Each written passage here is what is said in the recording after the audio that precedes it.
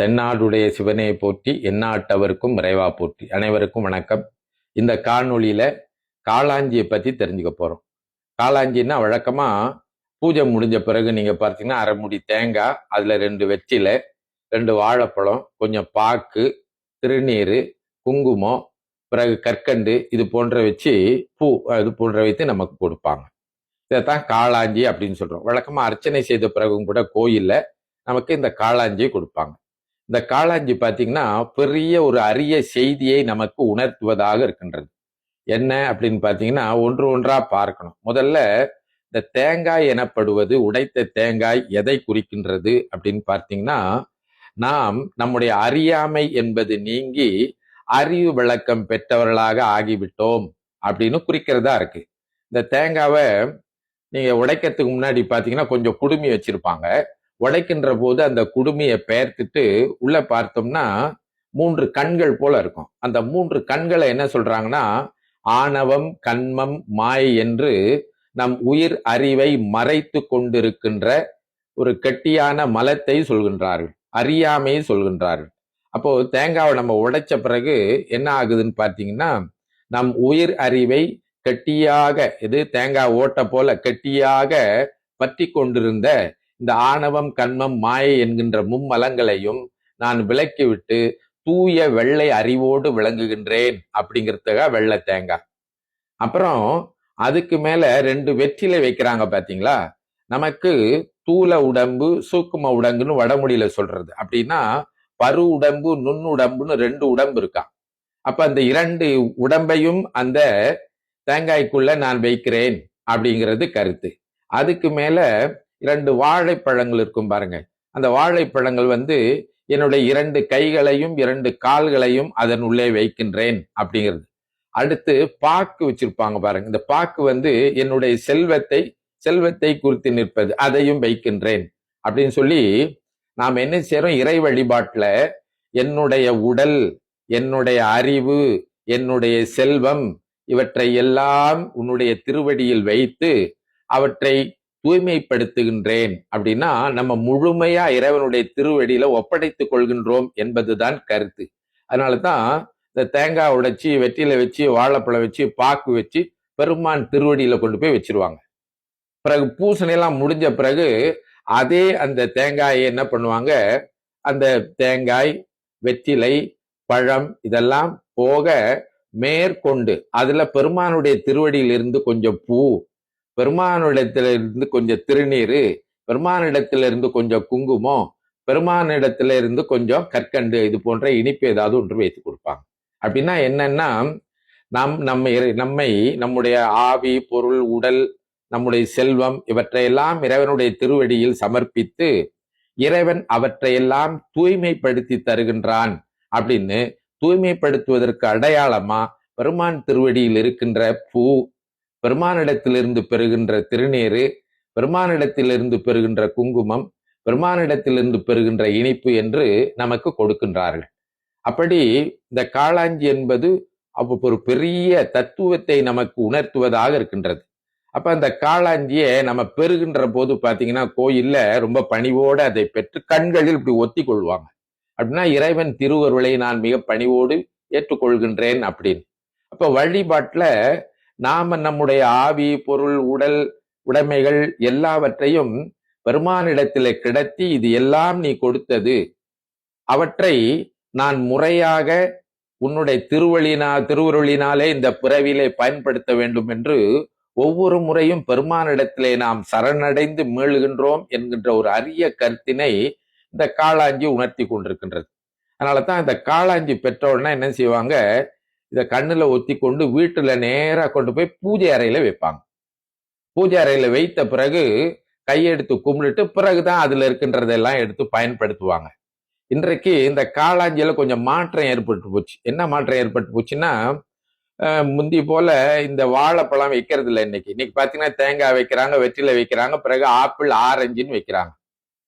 இந்த வாழைப்பழம்லாம் வைக்கிறது கொஞ்சம் தகுதி குறைவு போல நினைக்கிறாங்க.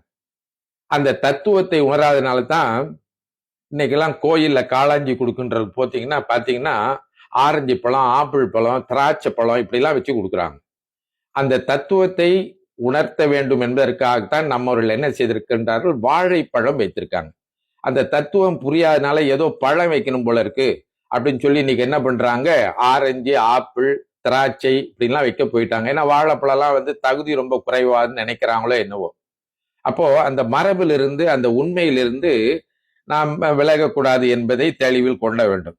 அப்புறம் சிலர் பார்த்தீங்கன்னா இந்த காளாஞ்சி பெற்ற பிறகு போற வழியில எங்கேயாவது சாப்பிட்டு போவாங்க பாருங்க, சாப்பாட்டு கடையில எங்கேயாவது தங்கி இருந்துட்டு சாப்பிட்டு போவாங்க. இந்த காளாஞ்சியை கொண்டு போய் சாப்பாட்டு கடை மேசை மேல வச்சிருவாங்க. இன்னும் கூட கொடுமை என்ன பார்த்தீங்கன்னா, சிலர் தகாத இடத்துல இந்த காளாஞ்சி கொண்டு வச்சிருவாங்க. சாப்பிட்ற இடம் பொருத்தம் இல்லாம இருக்கும்.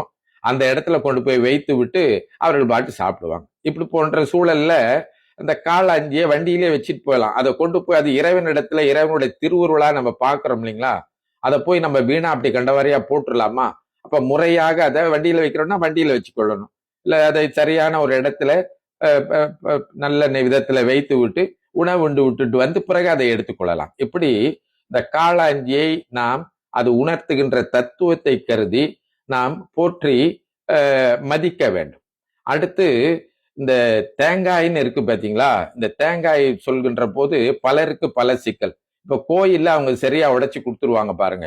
இப்ப வீடுகள்ல நாம தேங்காய் உடைக்கும் போது தேங்காய் உடைக்கிறதுனால ரொம்ப பேருக்கு ரொம்ப அச்சம் போயிடும். ஒன்று, அது கோணலா உடைஞ்சிருச்சுன்னா வீட்டுல ஏதாவது சிக்கல் ஏற்பட்டுருவாங்க. அப்படி இல்லைங்க, அது சரியான இடத்துல அடிச்சோம்னா சரியா நேரா உடைஞ்சிரும். அப்படி கோணலாவே உடைஞ்சிருச்சுன்னு வச்சுக்கொள்ளுங்களேன், அதனால ஒரு சிக்கலுமே இல்லை. இன்னொரு சிக்கல் என்னன்னு பாத்தீங்கன்னா, இந்த தேங்காய் உடைக்கும் போது சில வேளையில உள்ளுக்கு அழுகி போயிரும் பாருங்க. அப்படி அழுகி போயிட்டா ஏதோ கெட்டது நடந்து போகுது அப்படின்னு சொல்லி கொஞ்சம் பேர் அஞ்சுவாங்க. ஒண்ணுமே இல்லைங்க, அதை தூக்கி வீசிட்டு வேற தேங்காய் வாங்கி உடைக்க வேண்டியதுதான்.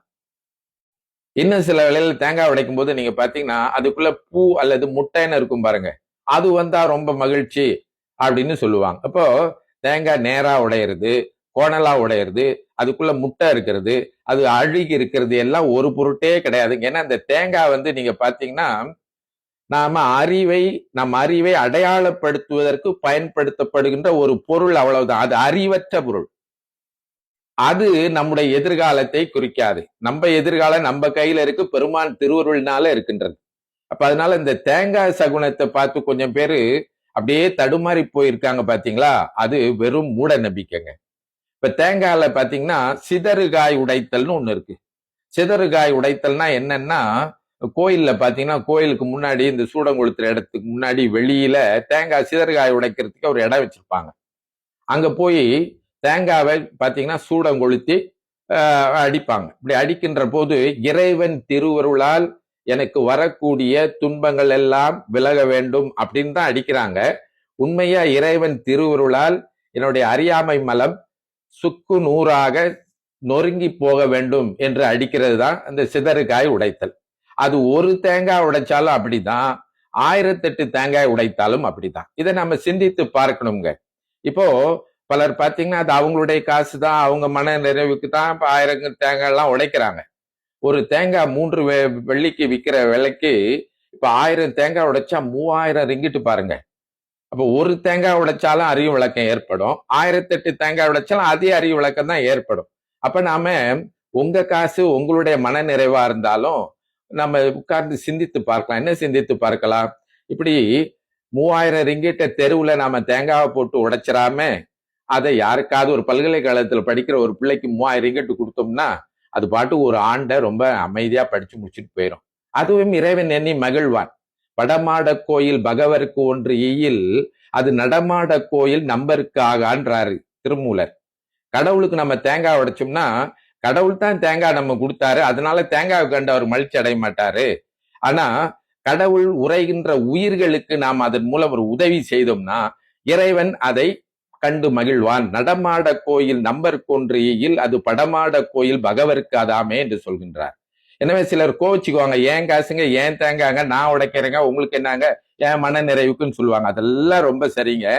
ஆனா இது போன்று நாம் வழிபாட்டில செய்யக்கூடியவற்றை பிறருக்கு பயனுள்ள வழியில செய்தால் அது இன்னும் பயனாக இருக்கும் என்பதை மட்டும் சொல்லி, இந்த தேங்காவில் இவ்வளவு செய்தி இருக்கு, இதெல்லாம் நாம கருத்தில் கொண்டு மூட நம்பிக்கை எல்லாம் விளக்கி மற்றவருக்கும் நமக்கும் பயனுள்ள வழியில் அவற்றை பயன்படுத்திக் கொள்ள வேண்டும் என்று சொல்லி நிறைவு செய்கின்றேன். தென்னாடுடைய சிவனே போற்றி, எந்நாட்டவருக்கும் இறைவா போற்றி. திருச்சிற்றம்பலம்.